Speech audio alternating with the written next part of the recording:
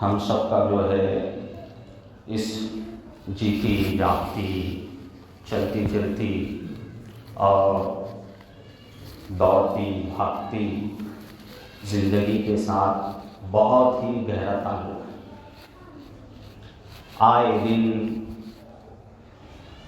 مختلف قسموں کے واقعات، حالات ہم اپنی آنکھوں سے دیکھتے ہیں، سنتے ہیں، ان کا مشاہدہ کرتے ہیں۔ بعض لوگ جو ہے ان حالات کو، واقعات کو دیکھنے کے بعد اس کو سرسری طور پر لیتے ہیں اور اس پر سے گزر جاتے ہیں۔ ان کی زندگی پر اس سے کوئی ایفیکٹ، کوئی اثر نہیں پڑتا اور کچھ متاثر بھی نہیں ہوتے۔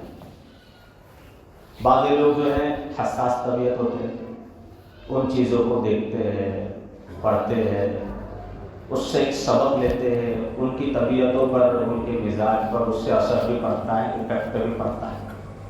تو ان حالات کو دیکھنے کے بعد، سننے کے بعد، پڑھنے کے بعد، مشاہدہ کرنے کے بعد انسان کے ذہن و دماغ میں اس زندگی کی حقیقت سامنے آتی ہے کہ ان سارے واقعات کو دیکھ کر ایسا لگتا ہے کہ واقعتاً حاصل زندگی حسرت کے سوا کچھ بھی نہیں۔ ان سب اتل پتل کو، اتار چڑھاؤ کو، لوگوں سے ملنے کے بعد، لوگوں کا مشاہدہ کرنے کے بعد، ان کو سننے کے بعد، ان کو پرکھنے کے بعد، اور ملک کے حالات، باہر کے حالات، ان سب چیزوں کو دیکھ کر، انسانوں کی زندگی کی کہانی کو سن کر، اس لیے کہ ہر انسان کی ایک عجیب کہانی، تو بہرحال خلاصہ نکل کے یہی آتا ہے کہ حاصل زندگی حسرت کے سوا کچھ بھی نہیں۔ یہ کیا نہیں، وہ ہوا نہیں، یہ ملا نہیں، وہ رہا نہیں، وہ مل بھی گیا تو رہا نہیں۔ تو یہ کیا نہیں، وہ ہوا نہیں، یہ ملا نہیں اور وہ رہا نہیں۔ یہ زندگی کا خلاصہ ہے، حسرت۔ اور ایک دن آتا ہے انسان اس زندگی سے، اس دنیا سے چلا جاتا ہے، اور ہم انسانوں کی زندگی کا، اپنے آس پڑوس کا، ملنے جلنے والوں کا مشاہدہ کرتے ہیں، دیکھتے ہیں، پرکھتے ہیں انسانوں کو، تو پتہ یہ چلتا ہے کہ بھئی اکثر و بیشتر جو انسان ہیں ان کے اندر اپنی جو زندگی کا مقصد ہے اس کا شعور ہی نہیں پایا جاتا کہ ہماری زندگی کا مقصد کیا ہے، ہم اس دنیا میں کیوں بھیجے گئے اور ہماری پیدائش کا مقصد کیا ہے۔ وہ مقصد زندگی کے شعور ہی سے نابلد ہے، اسی سے واقف نہیں ہے، اسی کا شعور ان کے اندر نہیں پایا جاتا کہ ہماری زندگی کا ایک مقصد بھی ہے۔ ہمارے نوجوانوں کو ہم دیکھتے ہیں جس طرح کی ان کی زندگی گزر رہی ہے، قریب سے ان کو دیکھنے کا، سننے کا، ان سے ملنے کا موقع ملتا ہے، تو وہ بھی جن چیزوں کو انہوں نے اپنا مقصد زندگی بنایا ہے، جن خوابوں کے پیچھے وہ بھاگ رہے ہیں، جن چیزوں کو انہوں نے اپنا ہدف اور اپنا مقصد بنایا ہے، وہ بھی کوئی بہت بڑی چیزیں نہیں ہیں، بہت چھوٹی چیزوں کو انہوں نے اپنا ہدف بنایا ہوا ہے، بہت چھوٹے چھوٹے ان کے خواب ہیں۔ حالانکہ اللہ تعالیٰ نے انسان کو جو زندگی دی ہے وہ بڑی قیمتی زندگی ہے۔ اس عمر عزیز کے جو لمحات ہے بڑے قیمتی اور بڑی سنجیدگی سے گزارنے کی اور بتانے کے لمحات ہیں، ورنہ ایک وقت ضرور انسان کی زندگی میں آئے گا کہ اس وقت حسرت کرے گا، افسوس کرے گا کہ کاش میں اپنی اس مقصد زندگی کو سمجھ لیتا۔ تو ہمیں اپنے اندر مقصد زندگی کا شعور بھی پیدا کرنا ہے کہ ہماری زندگی کا مقصد کیا ہے۔ یہ چھوٹے چھوٹے حقیر چیزیں ہماری زندگی کا مقصد نہیں۔ علامہ اقبال نے کیا خوب کہا کہ گرگس کا جہاں اور ہے اور شاہی کا جہاں اور ہے۔ گرگس کے جو مقاصد زندگی وہ بہت حقیر ہے۔ گرگس کہتے ہیں گدھ کو، گدھ اس کا مقصد زندگی تعفن، مردار کھانا، گندی چیزیں کھانا، وہ اس کی زندگی حقیر چیزوں پر گرتا ہے، چھوٹی چیزوں پر، نچلی چیزوں پر گر جاتا ہے۔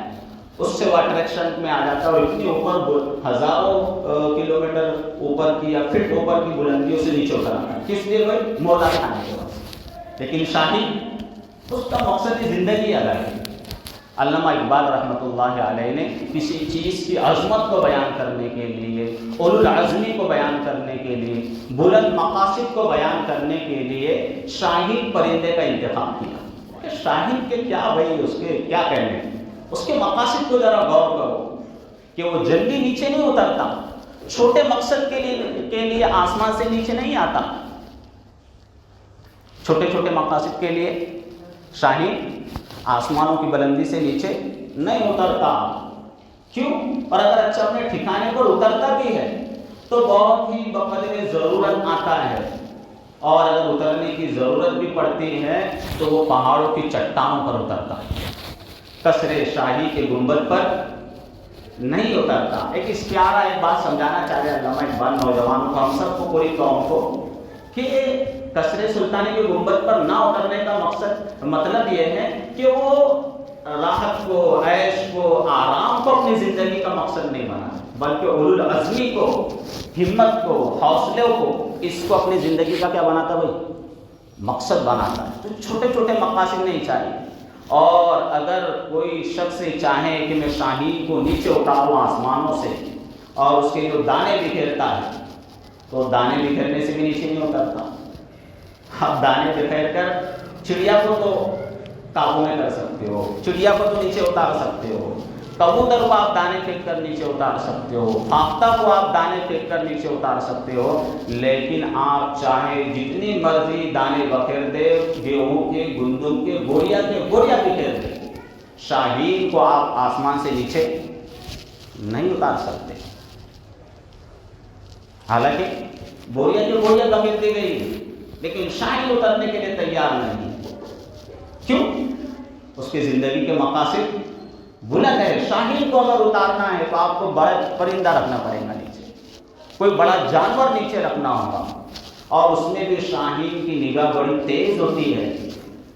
شاہین کی نگاہ بڑی تیز ہوتی ہے، وہ دیکھتا ہے کہ کہیں یہ پرندہ جو نیچے رکھا گیا ہے، یہ جو جانور نیچے رکھا گیا ہے، کہیں اس کے پیر سے، اس کی گردن سے کوئی رسی تو بندھی بھی نہیں ہے، کہیں یہ مجھے دام فریب میں پھنسانے کے لیے، مجھے شکار کرنے کے لیے تو نہیں اس پرندے کو رکھا ہے. شاہین کی اس پر نظر ہوتی ہے. تو شاہین کا شکار اتنا آسان نہیں ہے، شاہین کو پکڑنا اتنا آسان نہیں ہے. کیوں؟ اس لیے کہ اس کی عزائم بلند ہے، اس کے مقاصد بلند ہے. تو ایسے ہی جو قوم مسلم ہے، مسلم جو نوجوان ہے، یا قوم مسلم جو ہے، وہ بھی ایک شاہین ہے، اور اس کا جہاں کچھ اور ہے. چھوٹے چھوٹے مقاصد نہیں ہے اس کی زندگی، اس کے مقاصد بڑے اولو العزمی والے ہیں. اس کے مقاصد انبیاء علیہ الصلوۃ والسلام سے تعلق رکھتے ہیں. وہ چھوٹی چیزوں کے لیے جو ہے اس کی وجہ سے وہ متاثر نہیں ہوتا.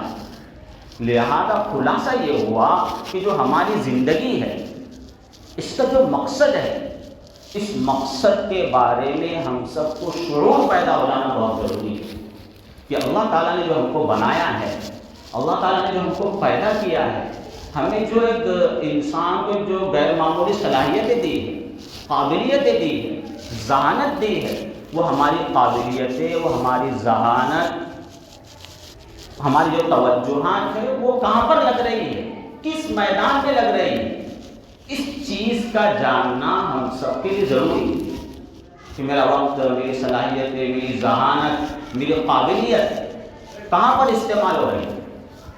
اگر ہم سب اس چیز کو جانے بغیر زندگی گزار رہے ہیں تو میرے محترم بزرگوں، دوستوں، یہ سمجھ لیجیے کہ ہم اپنی زندگی کے قیمتی لمحات کو ضائع کر رہے ہیں.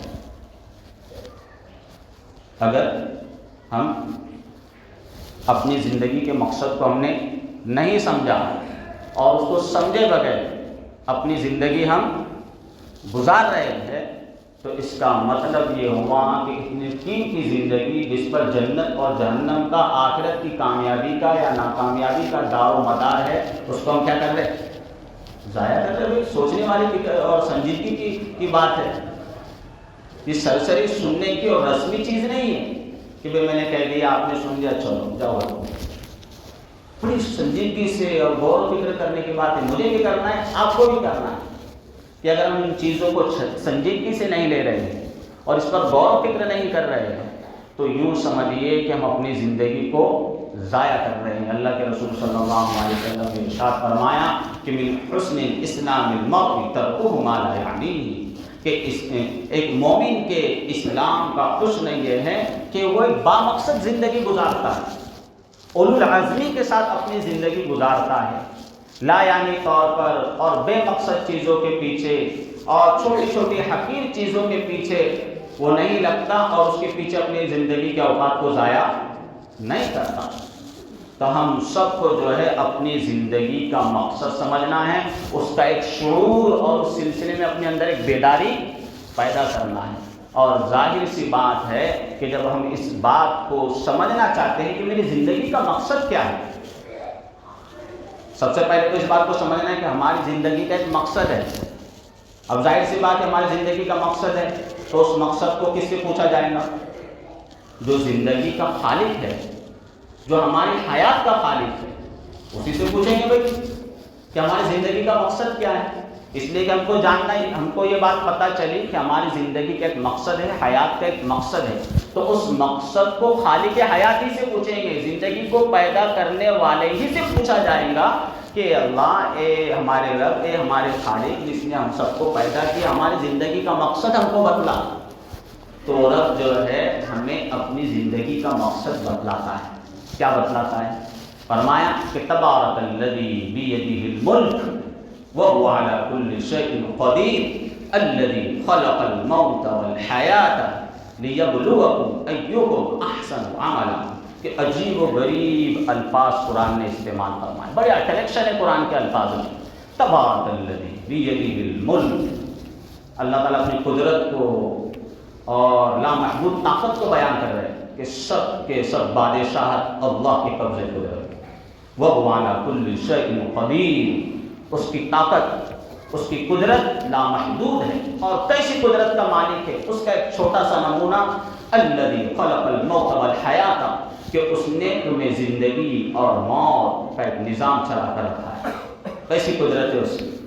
زندگی میں بھی تم اس کے محتاج اور موت میں بھی تم اس کے محتاج۔ اگر تم خود چاہو کہ مجھے موت آ جائے تو موت تم کو آ کر نہیں دبوچ سکتی۔ تو ایسی قدرت والا وہ مالک ہے، تو جس نے تمہیں زندگی کی آزمائش میں رکھا ہے، موت کی آزمائش تم کو دی ہے، تو ایسے ہی نہیں دے دی زندگی اور موت کی آزمائش، لیبلوکم ایکم احسن عملا، کہ جو زندگی اور موت کا جو نظام اور جو سسٹم ہم نے دیا ہے وہ تم کو آزمانے کے لیے دیا ہے۔ تمہاری زندگی بے مقصد نہیں ہے، بلکہ تم جو دنیا میں زندگی گزار رہے ہو، ایک ایک لمحہ گزار رہے ہو، ایک امتحان کے تحت گزار رہے ہو۔ تمہاری زندگی امتحان ہے، تمہاری زندگی آزمائش ہے، تم کو آزمائش سے گزارا جا رہا ہے یہاں پر۔ تو ہماری زندگی کیا ہے بھائی؟ بتائیے۔ آزمائش ہے، آزمائش سے گزر رہے ہیں، امتحان سے گزر رہے ہیں۔ ہم سب کا مشاہدہ ہے دنیا میں کہ 10ویں کے ایگزام ہوتے ہیں، 12ویں کے ایگزام ہوتے ہیں، آگے یونیورسٹیز کے، کالجز کے ایگزام ہوتے ہیں۔ تو بتاؤ، آپ نے غور و فکر کیا؟ ہم آپ کو سب کچھ پتہ ہے ان سب کو کہ جو امتحان ہال ہوتا ہے، ایگزامینیشن جو ہال ہوتا ہے، اس میں کتنی سنجیدگی تاری ہوتی ہے کہ جتنے بھی 2, 2.5, 3 گھنٹے کا پرچہ ہوتا ہے، انسان کتنا تول کر وہاں کا جو وقت ہے خرچ کرتا ہے۔ تو ٹائم کا میں 2 گھنٹے، 2.5 گھنٹے، 3 گھنٹے ہیں اور لکھنا بہت زیادہ ہے۔ ٹائم کم، لکھنا زیادہ ہے۔ تو بتاؤ، جب جو انسان کا چھوٹا موٹا زندگی کا جو ہے امتحان، اس میں انسان اتنی سنجیدگی کا وہ کیا مظاہرہ کرتا ہے، تو جو امتحان زندگی کا امتحان ہے اس میں کتنی گنا زیادہ سنجیدگی ہمارے اندر ہونا چاہیے۔ ہم نے 10ویں کے ایگزام دیے، 12ویں کے دیے، اس کے آگے کالج پڑھے، کتنا یعنی کہ انسان ٹینشن میں رہتا، دعاؤں کے لیے بھی آتا، ماں باپ سے دعا کراتا، حضرت سے دعا کراتا، مولانا کے پاس آتا، حضرت دعا کیجیے، پڑھا تو صحیح میں نے، لیکن ابھی بھی میرے دل کو تسلی نہیں ہے، بہت ڈر بھی لگ رہا ہے، میری پیٹ پہ پھونک دو۔ بتایا جائے تو پیٹ پہ پھونکنے سے کچھ نہیں ہوگا، کیونکہ دل کی تسلی تو پھونک بھی دیتے، چلو پھونک دیتے، اتنا یعنی کہ انسان سنجیدگی کا مظاہرہ کرتا ہے. تو بتاؤ جو ہماری زندگی خود ایک امتحان ہے, اس کے بارے میں بھی ہمارے اندر اتنی سنجیدگی پائی جاتی ہے, بلکہ اس سے زیادہ ہونا چاہیے, ہزاروں گنا زیادہ ہونا چاہیے. کہ دنیا کے جو امتحانات ہیں جس کے نتیجے میں ہمیں چند کاغذ کے پرزے ملنے والے ہیں, ڈگری ملنے والی ہے, اور وہ ڈگری ہو سکتا ہے کام میں آئے نہیں بھی آئے. کتنے ڈگری ہولڈرز ہیں جو بیچارے وہ کچھ کام میں نہیں آ رہے, تو اس کے بارے میں تو ہمارا اتنی سنجیدگی ہے, اس کے بارے میں تو اتنی ہمارے اندر فکر مندی ہے. اور جو زندگی جو حقیقی امتحان ہے جس کی بیس پر اللہ تعالیٰ کے یہاں کامیابی یا ناکامیابی کا رزلٹ ملنے والا ہے, سیدھے ہاتھ میں ملنے والا ہے, الٹے ہاتھ میں ملنے والا ہے, جنت کا فیصلہ ہونے والا ہے, جہنم کا فیصلہ ہونے والا ہے, اس کے بارے میں ہمارے اندر بھی کوئی سنجیدگی نہیں, کوئی فکر مندی نہیں. تو یہ ہم سب کے لیے سوچنے کی بات ہے کہ اس زندگی کے لیے یا جو زندگی کا ہمارا ایگزام چل رہا ہے اس کو کس طرح گزار رہے ہیں. ایمانی کیفیات میری کیا ہے, معاملات کو لے کر میرا کیا حال ہے, معاشرت کو لے کر میرا کیا حال ہے, اخلاق کو لے کر میرا کیا حال ہے, عبادات کو لے کر میرا کیا حال ہے, بچوں کے ساتھ میرا کیا معاملہ ہے, بیوی کے ساتھ کیا ہے, پڑوسی کے ساتھ کیا ہے, کاروبار کرتا ہے تو کاروبار میں میرے کیا حالات ہے, دھوکہ ہے یا فریب ہے, جھوٹ ہے, خیانت ہے, کیا ہے, میں کس طرح زندگی گزار رہا ہوں. تو یہ زندگی کی ایک حقیقت ہے کہ یہ آزمائش ہے. ایسا الگ ٹپ پیدا کر دیا انسان, پیدا ہو گیا, بڑا ہو گیا, بڈھا ہو گیا, مر گیا, ایسا نہیں. یہ کیا ہو رہی ہے, ہمارے سب کی, میری اور آپ کی آزمائش ہو رہی ہے. امتحان سے ہم سب گزر رہے ہیں. کس سے گزر رہے ہیں؟ امتحان سے گزر رہے. بھائی تو کتنا سنجیدہ ہونا چاہیے انسان میں. لہذا ہم سب کو چاہیے کہ اللہ تعالیٰ نے جو زندگی دی ہے, اور اچھا ہمارے پاس ٹائم کم ہے, اور جو امتحان ہے وہ بڑا ٹف ہے. ٹائم کم, جیسے ایگزام میں ٹائم کم ہوتا ہے, لکھنا زیادہ ہوتا ہے, اسی طرح ہمارے پاس بھی ٹائم کم ہے اور اہداف اور مقاصد بہت زیادہ ہے. لہذا اس انسان کو چاہیے کہ بھائی تھوڑا ہوش کے ناخن لے. ہم سب کو کیا چاہیے؟ ہوش کے ناخن لے, اور جن چیزوں کو اللہ تعالیٰ نے ہمیں اپنے اندر پیدا کرنے کا, جن صفات کو ہمارے اندر پیدا کرنے کا اللہ تعالیٰ نے حکم دیا ہے, ان صفات کو ہم کیا کریں, ان کی طرف توجہ دیں. انسان اللہ تعالیٰ کی قدرت کا بڑا عظیم شاہکار ہے, اور کوئی انسان معمولی نہیں ہے. لیکن اس انسان کی قیمت لگانے کے لیے ہم نے اپنی طرف سے جو معیارات مقرر کیے وہ بہت ہی سطحی ہے. ہم بھی انسانوں کو وزن کرتے, ناپتے, تولتے انسانوں کو, لیکن ہم نے انسانوں کی قیمت لگانے کے لیے, انسانوں کو ناپنے کے لیے جو وزن مقرر کیے ہیں, جو پیمانے مقرر کیے ہیں, وہ بہت ہی کیا ہے, لو لیول کے, سطحی ہے. ہم کس چیز سے ناپتے کسی انسان کو پتہ ہے؟ ہم ناپتے تو بھائی دیکھتے کیا, چلو شروع کرتے. ہم دیکھنے دکھانے میں کتنا اچھا ہے, کتنے اس کی آنکھیں نیلی پیلی ہے, دیکھنے دکھانے میں کتنا خوبصورت, اس کے نمبر دیتے بازے لوگ, تو اس کو پسند کرتے ہم اپنی زندگی کے لیے بھی. تو بعض لوگ کس چیز کے نمبر دیتے, کس چیز سے قیمت لگاتے سامنے والے کی, ظاہری جو ساخت ہے اس سے. بعض لوگ نمبر دیتے ہیں اس کے مال و متا سے نمبر دیتے ہیں, اس مال کتنا ہے بھائی, دنیا میں چکا چوند کتنی ہے, اس کے بعض لوگ کچھ نمبر دیتے. بعض لوگ نمبر دیتے ہیں, انسان کی قیمت لگاتے ہیں اس کی ڈگری ہو سی, اس کے پاس ڈگری کون سی, اس کی ڈگری کی قیمت لگا کر اس کو پھر ناپتے ہیں, اس کی قیمت پکڑتے کہ اس کے پاس کھلا ڈگری. بعض لوگ جو ہے اس کے خاندان کی وجہ سے اس کو نمبر دیتے ہیں.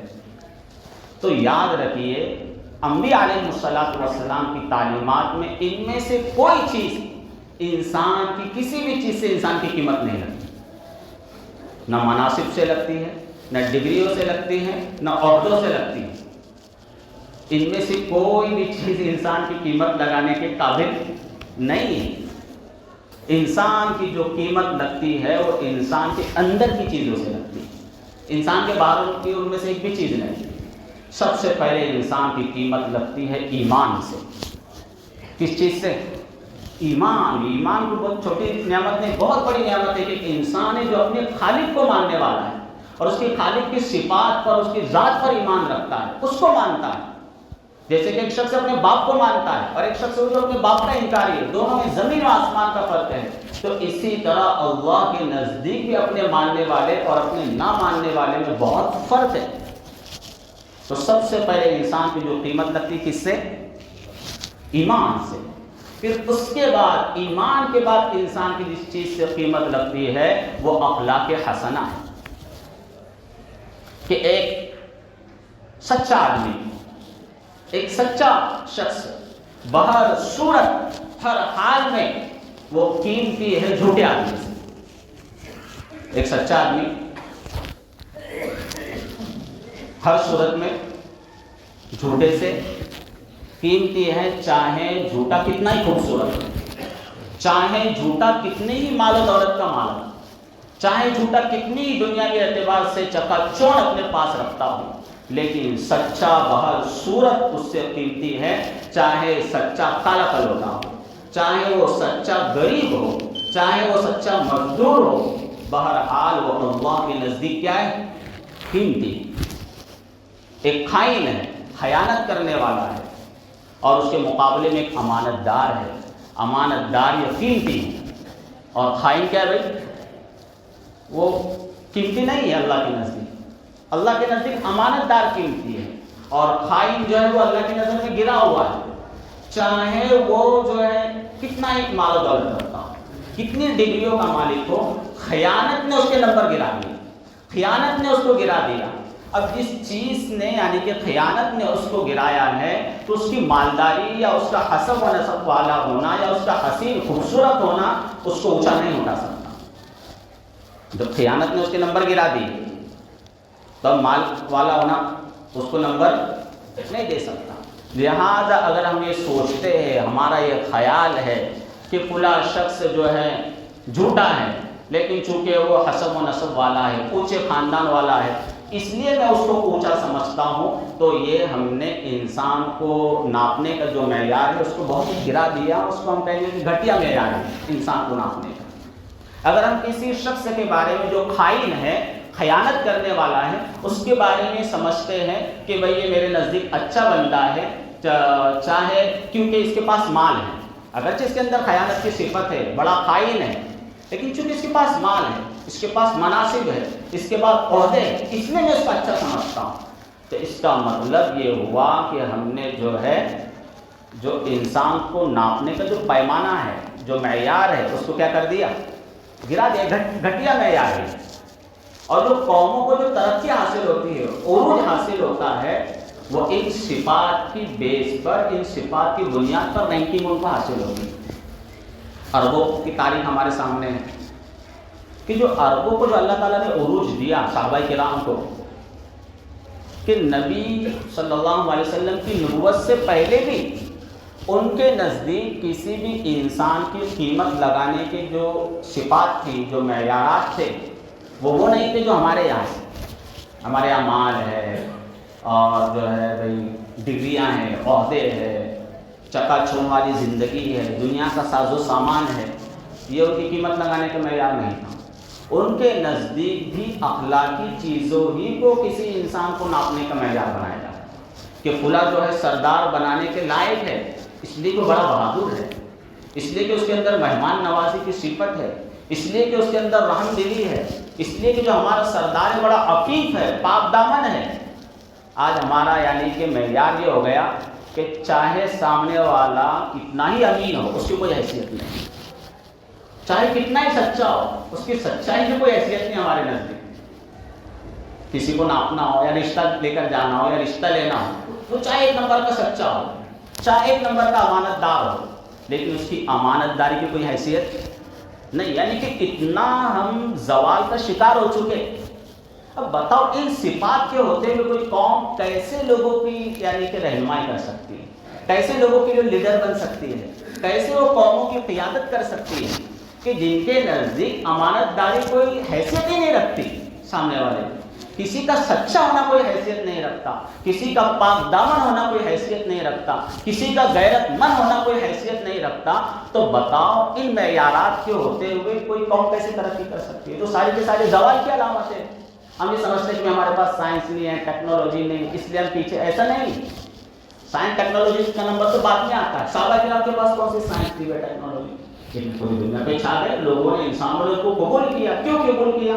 یہ ساری کے ساری اچھی اچھی صفات، امانت داری، صداقت، یہ ساری مروت، رحم دلی، یہ سب ان کے اندر تھا. خود غرضی سے وہ دور تھے. آج ہم اپنا جائزہ لیں کہ کتنی خود غرضی ہے، کتنی بے مروت ہے انسانوں کے اندر، ہم سب کے اندر. تو ان صفات کے ہوتے ہوئے بتاؤ کوئی قوم کیسے ترقی کر سکتی ہے؟ تو ساری کی ساری زوال کی صفات ہے. ایک بندہ اگر سچا ہے تو اپنی ذات کے لیے سچا نہیں ہوتا، بلکہ اس کی سچائی کی خیر پورے معاشرے کو ملتی. اگر کوئی شخص سچا ہو گیا، اس نے اپنے اوپر بہت محنت کی، سچائی کی صفت اپنے اندر پیدا کر لی، تو اس کی سچائی کا فائدہ صرف اسی کو نہیں ملتا، بلکہ پوری دنیا اس کی سچائی سے فائدہ ہوتا ہے. اور ایک شخص خائن ہے، دھوکہ باز ہے، جھوٹا ہے، تو اس کے جھوٹ کا، اس کے دھوکے کا شر صرف اس کی ذات تک محدود نہیں رہتا، بلکہ اس کے جھوٹ کے شر سے پورا کے پورا معاشرہ، پورا کے پورا محلہ، وہ سب بھی نقصان اٹھاتے ہیں. اللہ کے رسول صلی اللہ علیہ وسلم کی زندگی ہمارے سامنے، زیادہ وقت نہیں ہوتا کہ اللہ کے رسول نے ان چیزوں کا کتنا اہتمام کیا کہ ہجرت فرما رہے ہیں، جان پر آ بنی ہے، آپ کے گھر کو چاروں طرف سے گھیر لیا گیا ہے، چاروں طرف سے، لیکن آپ نے امانتوں کو ان کے حقداروں تک پہنچانے کا اتنا اہتمام کیا کہ اپنے بستر پر حضرت علی کو لٹھا کر دیا کہ نہیں، دین کی امانتیں میرے پاس ہے، ان کو دینا ہے. اللہ کے رسول کو لوگ صادق کام کرتے تھے، امین کام کرتے تھے، آپ پر بہت زیادہ اعتماد کیا کرتے تھے. حالانکہ نظریہ کے اعتبار سے، مذہب کے اعتبار سے بہت زیادہ اختلاف تھا، لیکن پیسے رکھنے ہو تو جس کے پاس رکھ رہے، امانت رکھنے ہو تو جس کے پاس رکھتے. محمد صلی اللہ علیہ وسلم کے پاس رکھو، وہ بندہ برابر ہے، وہ ہماری امانتیں برابر لوٹائیں گا. تو اللہ کے رسول ہجرت کے سفر پر جا رہے ہیں، ان لوگوں کے پیسے اور چیزیں آپ کے پاس ہے جو آپ کے خون کے پیاسے بنے ہوئے، جنہوں نے آپ کے گھر کا محاصرہ کر لیا ہے، لیکن ان کے پیسے لوٹانے کی بھی فکر ہے. تو ان کے پیسے میرے پاس ہے اور ان کی امانتیں میرے پاس ہے، اس لیے لوٹانا ضروری ہے. تو آپ نے اپنے سب سے لاڈلے اور محبوب جو بندہ تھا، جو آپ کی کفالت میں تھا، حضرت علی، ان کو اپنے بستر پر لٹایا. ہو سکتا تھا پر حملہ بھی ہو سکتا تھا، بڑا رسک تھا، لیکن امانتیں لوٹانے کا اس قدر کیا کیا؟ اہتمام کیا. تو یہ مقاصد ہے ہماری زندگی. ان مقاصد کے پیچھے ہم کو بھاگنا ہے، ان چیزوں کو اپنی زندگی کا مقصد بنانا ہے. اگر ان چیزوں کو ہم اپنی زندگی کا مقصد بناتے ہیں تو انشاءاللہ بہت جلد کامیابی ہمارے قدم چلے. اور جن چیزوں کو ہم نے اپنا مقصد بنا لیا، ڈگریاں ہیں، عہدے ہیں، مال ہے، تو بھائی بھینس کے ساتھ، یعنی کہ گوبر خود بخود پھر میں آنے والی چیز ہے.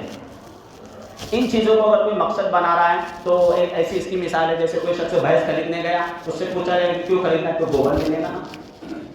جب امانت پیدا ہو جائیں گی، دیانت پیدا ہو جائیں گی، مروت پیدا ہو جائیں گی، رحم دلی پیدا ہو جائیں گی، تو ساری کی ساری چیزیں خود بخود ٹھوکروں قدم میں آئیں گی. ساری کے ساری صحابہ کرام نے ان چیزوں پر محنت کی تو پوری دنیا پر چھا گئے، لوگوں نے ان کو قبول کر لیا. تو ہم سب کو اپنا مقصد زندگی سمجھنا ہے، اور ہماری زندگی ایک آزمائش ہے، اور اس زندگی کے اندر یہ ساری کی ساری ایمانی اخلاقی صفات ہمیں اپنے اندر پیدا کرنا ہے. اگر یہ ہم پیدا کر لیتے ہیں تو انشاءاللہ تعالی ہم کامیاب ہیں اور دنیا کی قیادت اور سیادت کر سکتے ہیں. اور اگر یہ نہیں ہے تو خود ہمارے اپنے بچے بھی ہم سے سنبھل نہیں سکتے. تو ان چیزوں کو ہم کو اپنی زندگی میں لانا ہے اور اپنے نوجوانوں کو یہ شعور زندگی دینا ہے. اللہ تعالی ہم سب کو عمل کی توفیق عطا فرمائے. جن حضرات کی سنتیں باقی ہے وہ سنتیں ادا کر لے.